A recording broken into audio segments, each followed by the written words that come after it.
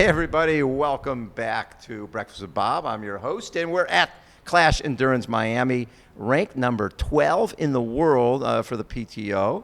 Mr. Jackson Laundry joins us from beautiful Canada. Pick up my mic, eh? Pick up your mic, eh? I like it. How you doing, Jackson? Good, thanks. Yeah, it's great to be here, and thanks for having me. It's really nice to be coming from like 20 Fahrenheit to like 85, so it's been beautiful since we got here. So I like can't wait. it.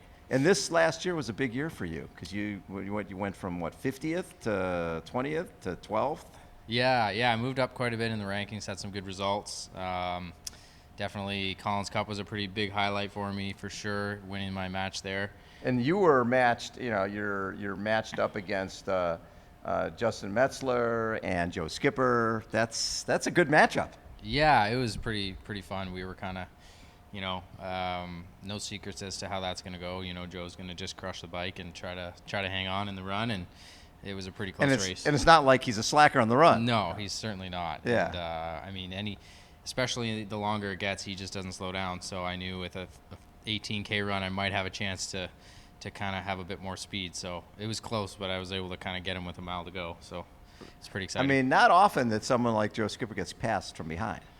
No, definitely not. I mean, he kind of races from the front once he gets there on the bike. So he's really strong, and he had a great race there too. So it's one of his better results. But definitely have some notes to take from him at the full distance. But yes. For now, just kind of enjoying the half distance and still honing my skills there and trying to keep getting better there. When did you get into this? When the triathlon? Well, I did my first race when I was like a kid, and Okay. I would race sort of once a year and not really train. But I started kind of training and actually going for sort of higher level performance when I was in my 20s. Okay. And when did you realize you could be good enough to be a pro? I don't know. I probably around when I was in my early 20s. Okay. I started thinking like I should try going pro, and I did, and I did, of course, the first few years I didn't make any money. I lost money, of course, like we mostly all do Yes. anyway, and just kind of worked my way through what races could I afford to get to and drive to, because then I was doing more of that Olympic distance non-drafting kind of stuff. So, Right. I would drive to New York, I'd drive to Des Moines, I'd drive to wherever I could to Wow. race. And find the cheap hotel. Yeah, exactly. Or Airbnb. Sometimes it would be an Airbnb where they just have a room in their house and then you share the kitchen with whoever's there. Yes. I've done that a couple times for like $30 a night and just do what you can. But yeah, I started seeing some success in 2016 at the short course non-drafting. There was a Rev 3 series. I did fairly well in a few of those races, and then 2017 moved up to half and had quite a few top fives. So. Just kept kind of chipping away and getting better each year. So the ITU thing never really entered into the conversation. I did a few races, probably as like a early U23 mostly, but I was always kind of knew that the non-drafting was my strength, just with my biking at that time. Right. So, and my swim was never competitive, really. Yeah, that's at the really the big ITU. thing. Like yeah. I could get into like kind of the last group, but at that point you're not in the race. You can't bridge. You can't. Or if you do, you're toast totally, for the run. You're wiped out. I had that a few times. But yeah, so started seeing more success in 2017 and beyond, and just kind of chipping away every year, getting better. And first win was in 2018 and 70.3 rally. And been just kind of riding that train. Yeah. So 2020, you came, you're 24th at the PTO Championship, and that's a little eye-opener because people were coming off of COVID, people hadn't raced, you had Olympic distance guys, you had half, 70.3 guys, you had full guys, everybody coming together. What did you take away from that race? Yeah, I mean, I didn't have a great race there. I was okay with the performance, but I knew that a couple things, like December racing, even though I hadn't raced much that year, it's just not a time for me to be racing much. It's too hard to kind of hold fitness. And I had raced throughout the summer doing local stuff where we'd had smaller group races where we had a little bit of prize money and stuff. So I just didn't feel sharp. So that was one takeaway, but another one was that the sport is going to be at a new level once it starts back up again, and that's certainly what happened in 2021. Yeah, because all of a sudden you got Christian and you got Gustav and you got Olympians coming in who are proficient on the bike, right? Oh, yeah. And that started with Alistair and Javier, where all of a sudden the bike became a weapon at those WTS races. So when those guys go longer, They bring their weapons with them. Yeah, it's crazy, and the bike especially kind of ramped up the last couple years, and now we're seeing it more into the run. I think people running in the half like well under 110 is consistently happening Right. now, and it's just the way that it is, and you got to just find a way to keep improving your training, improving your recovery, improving your race tactics if you want to keep up and still be competitive. So I was able to do that in 2021, had a really good year, finished it off with 5th at World 70.3, and I know that I can't just be at that level and be okay. I'm going to need to level it up. So that's kind of what I've prepared for here, and we'll see first race of the year, but it's not usually the most important race, the first of the year, but this is my first one with Clash. It's a big race. It's, you've got a lot of good names here, and it's exciting. It feels like, a really big day being the first race for me in like 5 months. So it's pretty exciting. Well, and what's great about this one compared to Daytona is it is a road course. So there's going to be wind. There's going to be there's a lot of bike handling that goes into this one. Yeah, that's one thing that didn't play in my favor in Daytona.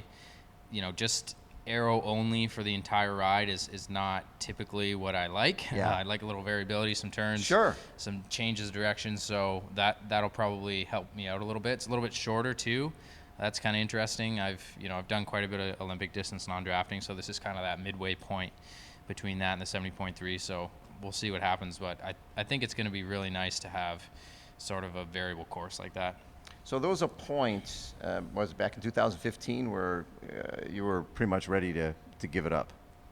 Yeah. I mean, coming through when you're sort of a new pro and you're kind of like, oh, I'm a pro now and I'm training hard, I'm training full time, so I should be fast like the rest of these guys, and it just takes a little more time than that to really develop. So 2015, I had some okay results, but I really just got my butt kicked a few times and realized that it wasn't going to be easy to kind of make it to the point where you're competitive at the front of the race. Right.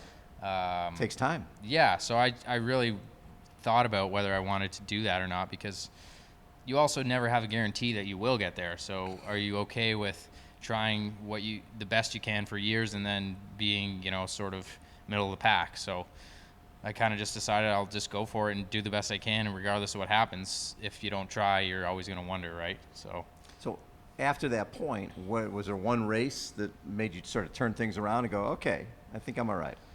Yeah, 2016, in kind of the Olympic distance non-drafting scene, Cam Dye was kind of just winning everything. Absolutely. And in 2015, he had beat me by like 7, 8, 9 minutes. And then in 2016, the first time he raced, he beat me by a minute and a half.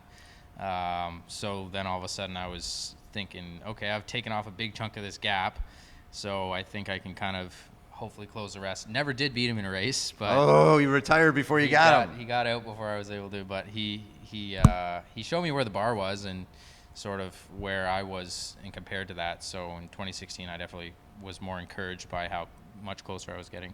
And the first win, was that Raleigh? The first win in a 70.3 was Raleigh, 2018. Yep. I did win one of the Rev 3 series in 2016. And then kind of had a win each year at Raleigh in 2018, 70.3 Mont Tremblant in 2019. 2020, we kind of organized our own Canadian Championship, COVID Championship race, and had a lot of the best Canadian pros there. Oh, that's good. And I was able to win that. And then 2021, 70.3 Ecuador. So Yes. hoping to, keep that trend going, maybe even get a couple wins a year. Can't complain about getting a win each year, though. So just being competitive at the front is all I really kind of push for, is pushing my own limits, my own ability. And I know when I've had a great race or not. So if that comes out with a win, that's fantastic. If that comes out with a 5th place or whatever, then that's also fine, and you just have to kind of accept it. What's the rest of this season going to be? Yeah, so I'm going to race quite a few times here in the first chunk of the year, just kind of get my race legs going. So I'll do this race and then 70.3 Oceanside, St. Anthony's Triathlon, and Chattanooga 70.3. Yep. So that'll be my first chunk. And then I'll try to defend at 70.3 Mont Tremblant. And then I'll hopefully be into the kind of the PTO races, the Canadian Champs, Collins Cup, USA Champs for PTO, and then 70.3 Worlds. Wow, you got a busy season. Yeah, so we'll see what happens. Racing a lot in the first chunk, and then kind of once a month after that. So a little bit of a different way than I normally do it, but you got to go to the races where the opportunities are and make it work. So Yeah, absolutely. So when you have you done a full yet? I did a full last year. That was the last race I did in Okay. October. Which one did you do? I did Ironman Mallorca. What'd you think? It's brutal, man. It's a tough So way to make a tough. living, right? It's hard. It was okay. I mean, it was kind of a not the ideal way to kick off a full. Didn't have much of a training block after Worlds, and just kind of went not much time before the race, and just thrown in with the wolves. It was a pretty competitive field, but it was okay. I think I went 8:26 and was 13th. 8:26 is pretty damn amazing. I mean, you So- go back a few years, you're going, up sub 8:30. That's pretty impressive. Yeah, I mean, it was solid, and I learned a ton from it. I'm not in any hurry to do a whole bunch of fulls again No, soon, good. but I will be. There's no reason. You Yeah. can make a good living not doing a full. Right. There's a lot of opportunity at the half-ish distance, and that's where I'm excelling now. So I'll keep pushing there, and when I see the kind of need to move up a little bit more, I will. So Love it. Thank you so much for taking time. no problem. Thanks for Always a having me. pleasure. Jackson Laundry has been our guest. Again, Breakfast with Bob. We are here at Clash Endurance Miami. Hold on, everybody. We will be right